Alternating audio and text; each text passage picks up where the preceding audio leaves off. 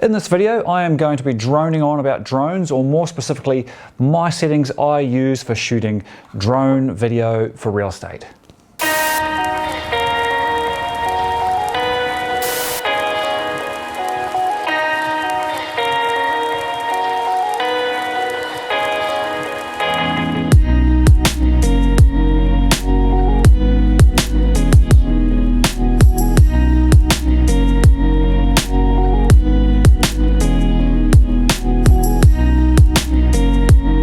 Hi, I'm Grant, and a large part of my paid work for shooting professional video in recent years has been using the drone, and a large part of that has been for shooting real estate drone.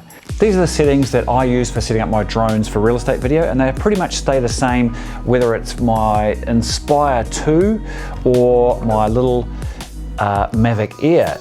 To be honest, I don't use that one for real estate video at all, as I have this one here. Okay, what I'm going to do is I'm going to show you the settings for my Mavic Air, and these are virtually the same ones that I use on my Inspire 2, but I know more of you, or probably less of you, will have the Inspire 2, so I will go with the Mavic Air's settings because they are more common to the Mavic Air, the Mavic Pro, and the Phantom 4 Pro, which are probably the predominant drones being used out there. Firstly though, one of my objectives when setting up my cameras, whether it be my drone or actually my normal GH5 like I'm shooting this on, is actually I want it to operate, especially if I'm shooting a paid job or a professional job like real estate video, I want to lock all my manual settings on my camera. I want as much manual control as possible, and this gives me total creative control, and it also locks down settings that may change or avoids those instances where things may change, such as white balance, when you don't know it or least expect it, making your job more or easier and more predictable when editing. Now I'm going to switch to my fancy screen capture software so you can see exactly what I'm doing.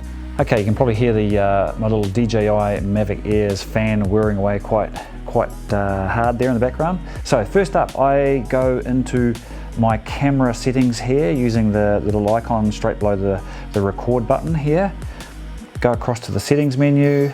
I don't have the histogram running, some people do for exposure, not me. So the first setting that I always have on is overexposed. Now if you look in the background here, you can see when I toggle this on and off, and you'll see some little moving lines, and they are called in the video world zebras, and what that is telling me is that that part of the shot is overexposed, and I believe that's set on the DJI at 100%. So I always have my overexposed warning on, and this tells me when the part of the shot is overexposed, and obviously you don't want much of that in your shot as possible. We'll try and eliminate as much as possible. Next we go down, and the only other setting I do here is I go to format SD card, get OK, and I format the card before every new shoot. Done. Moving across now into the camera menu, video size. Now this is a matter of personal preference here, and my workflow is still essentially 1080p or full or normal 1920 by 1080 HD. However, I have found in recent years that the drones such as my DJI Inspire 2 and even the wee Mavic here, that they are more optimized for higher recording formats. So my favorite for these drones is 2.7K. So I run both my DJI Mavic Air and my Inspire in 2.7. Now you'll see you have a selection of frame rates. If you're in the Americas, North America, your standard frame rate would be 30 frames a second, but I am in a PAL country, so I set that at 25 frames a second, and I am good to go with my video size. Video format, I still prefer .mov.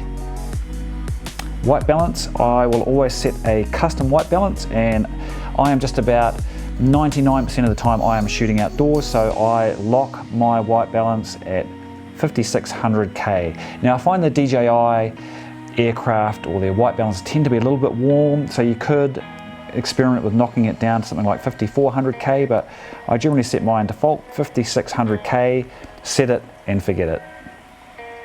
Next up, style. Now before I go there, let's skip down to color space. Now I don't have many options on the wee Mavic Air here, but on your bigger drones such as your Mavic 2s, your Phantom 4s and my Inspire, we have a lot more options here, but my go-to mode, or my go-to color space, is the D-Cine-like mode, and I really like this one. It's a Rec 709. It gives you a nice image with a couple of tweaks, which I'll show you right now. Go into the style menu here and go to custom, and I will generally run all my DJI craft at 0 for sharpness or -1 on my Inspire, but on my Mavic Air it's 0, and then I go -1 contrast, -1 saturation, and that is it. And I find that's quite a pleasing image, just about straight out of camera. I can use that. I usually add just a little bit of saturation, and sometimes I might have to, if I've made a bit of a mess of my exposure, obviously tweak that. But I find that is the setting, or the color space setting, that I use just about 9 times out of 10, or very realistic, probably 10 times out of 10 actually, for most of the jobs that I do. And that is it for there. Now we'll go out of there and we'll go into the camera or the general settings menu. Now the only things that I wanted to show you in here is measurement unit, the first one here. Now even though I am in a metric country, I use the imperial zone because a lot of you will be familiar with this, that your drones are generally restricted to 400 feet. So I want a foot readout on my display when I'm operating my drone. So I have that imperial.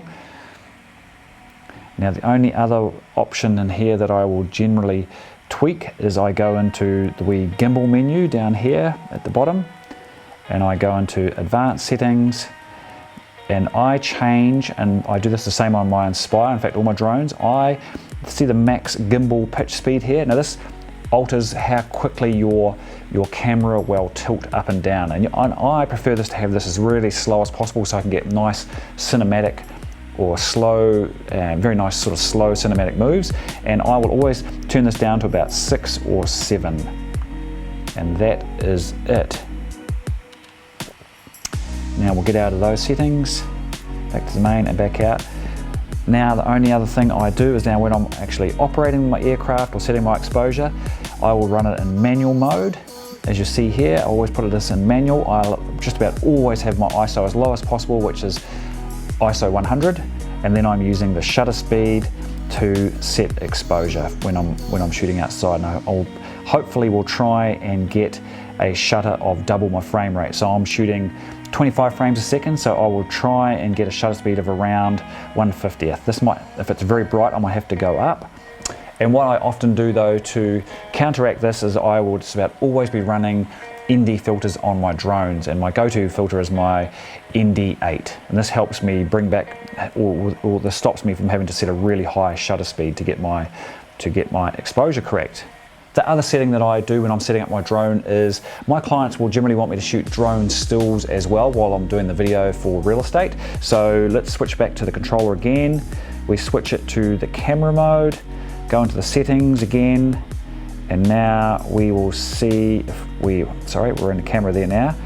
I go into photo, and it'll usually default to single shot, but I switch it to the AEB, which stands for automatic exposure bracketing, I believe, and I set it for 3. And what that does is when I take a shot, it will take one shot at my exposure that I set, and then one shot at about 0.5 to 0.6 under and 0.5, 0.6 over. So it gives me some options when I get my photos back to Lightroom with some exposure options there in case I've messed it up or what I thought was correct.